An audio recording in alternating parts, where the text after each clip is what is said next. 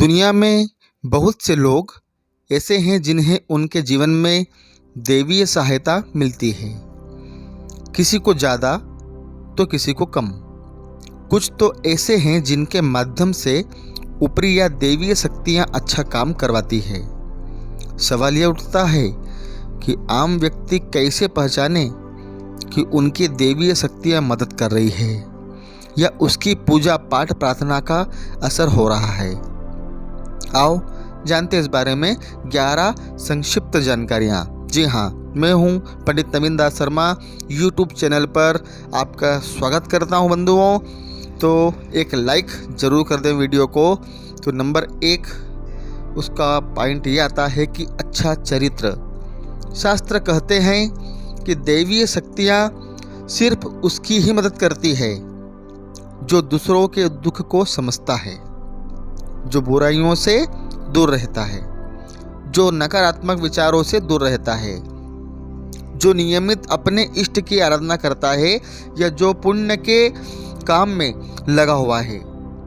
यदि आप समझते हैं कि मैं ऐसा हूँ तो निश्चित ही दैवीय शक्तियाँ आपकी मदद कर रही है। आपको बस थोड़ा सा इस बात पर ध्यान देने की जरूरत है कि आप अच्छे मार्ग पर हैं और आपको ऊपरी शक्तियाँ देख रही है। नंबर 2, ब्रह्म मुहूर्त। विद्वान लोग कहते हैं कि यदि आपकी आंखें प्रतिदिन ब्रह्म मुहूर्त में अर्थात रात्रि 3 बजे से लगाकर 5 बजे तक के बीच में अचानक ही खुल जाती है तो आप समझ जाएं कि दैवीय शक्तियां आपके साथ है, क्योंकि यही वह समय होता है जबकि देवता लोग जागृत रहते हैं। यदि आप अपने बचपन से लेकर जवानी तक इस समय के बीच उठते रहे तो समझ जाएं कि दैवीय शक्तियां आपके माध्यम से कुछ करवाना चाहती है या कि वे आपको एक अच्छी आत्मा समझकर यह संकेत दे रही है कि अब उठ जाओ। यह जीवन सोने के लिए नहीं है, आपको दुनिया में बहुत कुछ करना है।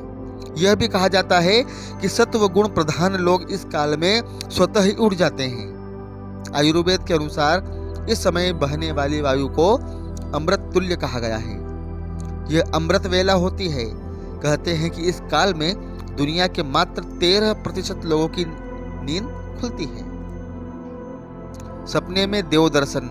नंबर 3, यदि आपको बारंबार मंदिर या किसी देव स्थान के ही सपने आते रहते हैं, सपने में आप आसमान में ही उड़ते रहते हैं या सपने में आप देवी देवताओं से वार्तालाप करते रहते हैं तो आप समझ जाइए कि दैवीय शक्तियां आप पर मेहरबान है।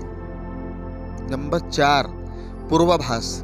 यदि आपको आने वाली घटनाओं का पहले से ही ज्ञान हो जाता है या आपको पूर्वाभास हो जाता है तो आप समझ जाइए कि दैवीय शक्तियों की आपके ऊपर कृपा है। नंबर 5, पारिवारिक प्रेम। आपकी पत्नी, बेटा, बेटी और आपके सभी परिजन आपकी आज्ञा का पालन कर रहे हैं। वे सभी आपसे प्यार करते हैं एवं आप भी उनसे प्यार कर रहे हैं तो आप समझ जाइए कि दैवीय शक्तियां आपसे प्रसन्न हैं।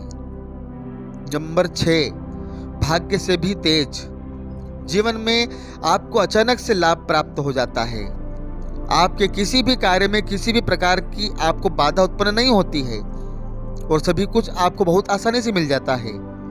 तो आप समझ जाइए कि दैवीय शक्तियां आपकी मदद कर रही है।